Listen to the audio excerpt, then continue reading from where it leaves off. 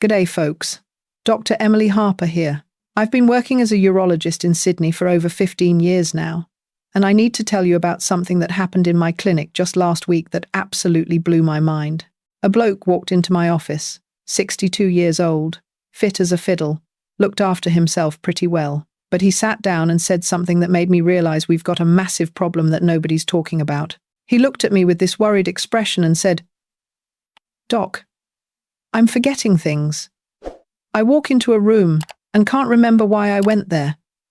I lose my keys, forget appointments. Is this normal at my age?" Now, I've heard this concern hundreds of times, but what came next in our conversation? Well, that's what I need to share with you today. Look, I know this is going to be uncomfortable for some of you. We're going to talk about masturbation and aging. Yeah, I said it. And no, this isn't some dodgy clickbait rubbish. This is proper medical science that could literally change your quality of life as you get older. So if you're over 50, or you know someone who is, you need to hear this. Trust me on this one. Right, so back to my patient. After we talked about his memory concerns, I started asking him about his overall health, sleep patterns, stress levels, exercise routine, diet. Then I asked him about his sexual health. Mate. The room went quiet. He shifted in his seat, looked at his shoes, and finally mumbled, "Well, Doc, I haven't really thought about that in ages. My wife passed away 3 years ago, and I just stopped everything. I figured at my age, that part of life was done, you know?" And there it was, the missing piece of the puzzle. Here's what most people don't understand, and what I've learned after treating literally thousands of older men. When we abandon our sexual health as we age, including masturbation, we're not just giving up pleasure, we're actually triggering a cascade of changes in our bodies that affect everything from our brain function, to our heart health, to our mental well-being. I know what some of you are thinking right now. This is embarrassing. I shouldn't be doing this at my age. What would people think? Maybe you were raised to believe this was sinful or shameful. I get it. I've had patients who've carried guilt about this for decades. But here's the thing, guys. Your body doesn't care about social taboos or religious doctrine. Your body only understands biology and chemistry. And the biology is crystal clear. Let me break down what actually happens when you stop all sexual activity, including solo activity, as you age. This is the stuff they don't teach in health class, but absolutely should. First off, let's talk about your brain. When you experience sexual arousal and orgasm, your brain releases a cocktail of neurochemicals: dopamine, oxytocin, endorphins. These aren't just feel-good chemicals, they're essential for cognitive function. Dopamine, for instance, is directly linked to motivation, decision-making, and memory formation. When you stop stimulating your body sexually, the production of these chemicals drops off. Over months and years, this can contribute to that mental fog, memory loss, and lack of motivation that my patient was experiencing. Research from the University of Melbourne actually showed that older adults who maintained regular sexual activity, including masturbation, performed better on cognitive tests than those who didn't. We're talking measurable differences in memory, verbal fluency, and spatial awareness. This isn't some alternative medicine nonsense. This is published scientific research, but it's not just your brain. Let's talk about testosterone. Now, I know everyone thinks testosterone is just about muscles and sex drive, but it's so much more than that. Testosterone influences your energy levels, your mood, your bone density, your heart health, and here's the kicker. Regular sexual activity, including masturbation, helps maintain healthy testosterone levels. It's a use it or lose it situation. When you completely stop, your testosterone production can decline even faster than the normal age-related drop. One of my patients, Rob from Bondi, came to see me last year. He was 68, complained of constant fatigue, depression, no motivation to do anything. His testosterone levels were in the basement. When I asked about his sexual health, he admitted he hadn't masturbated or had any sexual activity in over 5 years. He thought it was inappropriate at his age. 5 years, mate. No wonder his body had essentially shut down that entire hormonal system. Here's what really gets me frustrated. We live in this culture where we celebrate older people staying physically active, doing yoga, going for walks, keeping their bodies moving. But when it comes to sexual health, there's this bizarre cut-off age where everyone just pretends it doesn't exist anymore. It's bloody ridiculous. Your prostate doesn't retire at 65. Your nervous system doesn't stop functioning because you had a birthday. Your body needs maintenance, and sexual health is part of that maintenance. Let me tell you about the physical side of things too. For men, regular ejaculation, whether through sex or masturbation, helps maintain prostate health. There's research suggesting that frequent ejaculation, we're talking 21 times a month or more, is associated with a lower risk of prostate cancer. Now, I'm not saying masturbation prevents cancer, but the evidence suggests it's protective. The mechanism isn't fully understood yet, but it likely has to do with clearing out potentially harmful substances from the prostate. Beyond that, regular sexual activity keeps the blood flowing to your genital area, which is crucial for maintaining erectile function. The tissue down there needs oxygen-rich blood to stay healthy. It's the same principle as any other part of your body. If you stop using a muscle, it atrophies. If you stop getting blood flow to an area, the tissue degenerates. I've seen blokes who completely abstained for years, then tried to become sexually active again and found they couldn't. The damage was done. And let's not forget about cardiovascular health. Sexual activity is exercise. It gets your heart rate up, improves circulation, burns calories. The endorphins released reduce stress and lower blood pressure. All of this is beneficial for your heart. In fact, studies have shown that men who have regular orgasms have a lower risk of heart disease. Regular meaning at least twice a week. Now, I can see some of you are still feeling uncomfortable about this. Maybe you're thinking about religious teachings, or what your parents told you, or what your mates might think. So let me address this head on because it's important. I've had patients who were devout Catholics, Anglicans, Muslims, you name it. They come into my office carrying decades of guilt about masturbation, believing it's a sin, believing they're doing something wrong. And I always tell them the same thing. I'm not a priest. I'm not a religious scholar. I'm a doctor. My job is to look after your physical and mental health. And from a medical perspective, masturbation is not only normal, it's beneficial. If your beliefs are causing you genuine distress, I respect that.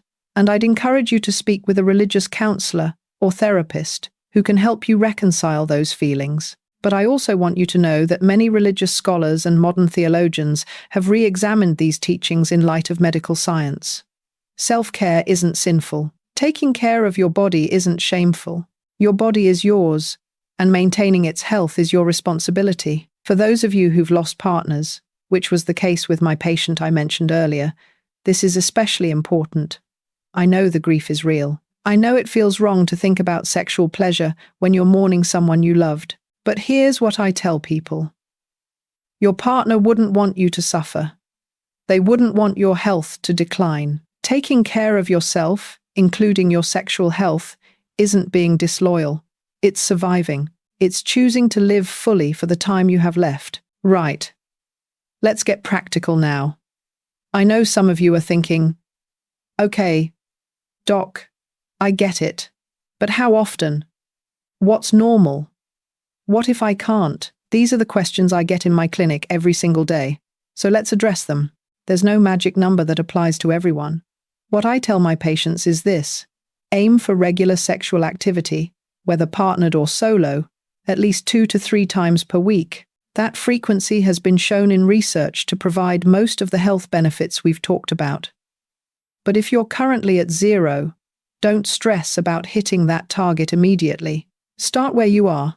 Once a week is better than nothing. Twice a month is better than never. For some older men, physical limitations can make this challenging. Maybe you've got arthritis. Maybe you're on medications that affect sexual function. Maybe you've got erectile dysfunction. These are all real concerns, and they're all things we can work around. That's where seeing a urologist or your GP comes in. There are medications, devices, techniques. Don't suffer in silence.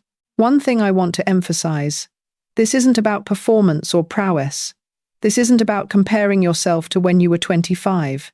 This is about maintaining function and health. It might take longer, it might be different, and that's completely fine. What matters is that you're keeping that system active. Some practical tips I give my patients: take your time. Don't rush it. Use lubrication if needed. Seriously, it makes a huge difference, and there's no shame in it. You can get it at any pharmacy. If you're having trouble with arousal, that's okay. Sometimes it's psychological. Sometimes it's physical. Again, we can work on this. Don't give up after one unsuccessful attempt. And here's something important. If you notice any pain, bleeding, or significant changes in your ability to ejaculate or achieve orgasm, come see a doctor. These can be signs of underlying health issues that need attention. Don't ignore them because you're embarrassed. I promise you, we've seen it all, and we're here to help, not judge. Let me circle back to mental health for a minute because this is huge. Depression and anxiety are incredibly common in older men, especially after retirement or the loss of a partner. And guess what? Regular sexual activity, including masturbation, is a natural antidepressant. The chemicals released during orgasm, particularly endorphins and oxytocin, directly combat depression and anxiety.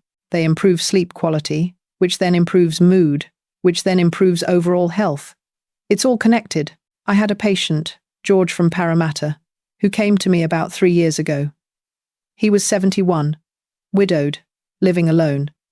He was on antidepressants, sleeping pills, blood pressure medication. He told me he felt like he was just waiting to die.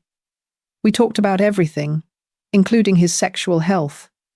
He was shocked when I suggested that masturbation might actually help with his depression and insomnia. He thought I was having him on, but he gave it a go.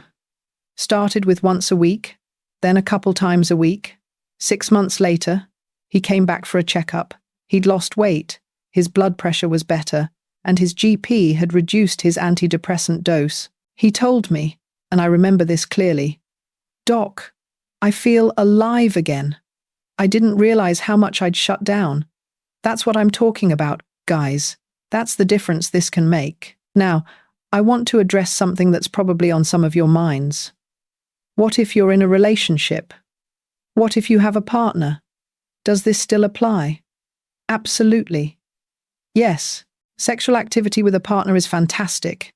It has all the same benefits plus the emotional connection. But masturbation isn't a replacement for partnered sex, and partnered sex isn't a replacement for masturbation. They're different things, and they both have value. Some couples stop having sex as they age due to physical limitations, illness, or mismatched libidos. That's okay. That's normal. But that doesn't mean you need to completely shut down your sexual self. Having a wank isn't cheating, it's not being unfaithful, it's self-care. And frankly, many partners are relieved when the pressure to perform is taken off. Communication is key here. Talk to your partner. Be honest. You might be surprised at how understanding they are. For those of you who are single, whether by choice or circumstance, don't let anyone make you feel like your sexuality expired with your youth. It didn't. You're allowed to feel pleasure. You're allowed to take care of your needs. There's nothing sad or pathetic about it. It's human. It's healthy. And it's your right. Let me also touch on something that doesn't get talked about enough. The shame spiral. I've seen it countless times. A bloke stops masturbating because he feels guilty or ashamed. Then his health starts declining, physically and mentally. This makes him feel worse. So he withdraws further. The isolation and depression deepen. It becomes a vicious cycle. Breaking that cycle requires addressing the shame first. Understanding that what you're doing is healthy, normal, and necessary. Once you let go of the shame, everything else gets easier. Some of you might be thinking, "This is all well and good, Doc, but I've gone years without it. Is it too late?" No, it's not too late. I've had patients in their 80 seconds who started again after years of abstinence and saw improvements in their health and well-being. Your body is remarkably resilient. Yes, starting again might be challenging at first. Yes, Things might work differently than they used to, but it's worth it. Here's the bottom line, and I want you to really hear this. Aging doesn't mean shutting down. It doesn't mean giving up on pleasure, intimacy, or self-care. Your body is designed to function sexually for your entire life. Will things change? Of course. But change doesn't mean end. You can adapt. You can adjust. And you can continue to enjoy a healthy sexual life well into your later years. The science is clear. Regular sexual activity, including masturbation, supports brain health, cardiovascular health, prostate health, mental health, and overall quality of life. It's not a luxury. It's not indulgent. It's basic health maintenance, like eating well, exercising, and getting enough sleep. It's part of taking care of yourself. I've been doing this work for over 15 years, and I've seen the difference this knowledge makes. I've seen men transform from depressed, isolated, unwell individuals into vibrant, engaged, healthy people. And often, addressing their sexual health was a key part of that transformation. It's not the only factor, but it's an important one that we neglect at our peril. So what do I want you to take away from this? First, let go of the shame. Whatever you were taught, whatever guilt you're carrying, let it go. Your body doesn't deserve to be punished because of outdated taboos. Second, if you've stopped all sexual activity, consider starting again. Start slow. Be patient with yourself, but start. Third, if you're having difficulties, physical or psychological, see a doctor. We can help. There are solutions. And finally, talk about this. Break the silence. Talk to your mates, talk to your partner, talk to your doctor. This shouldn't be a secret shame we all carry alone. Remember that patient I told you about at the beginning? The one with memory problems? After we had this conversation, he went home and thought about it.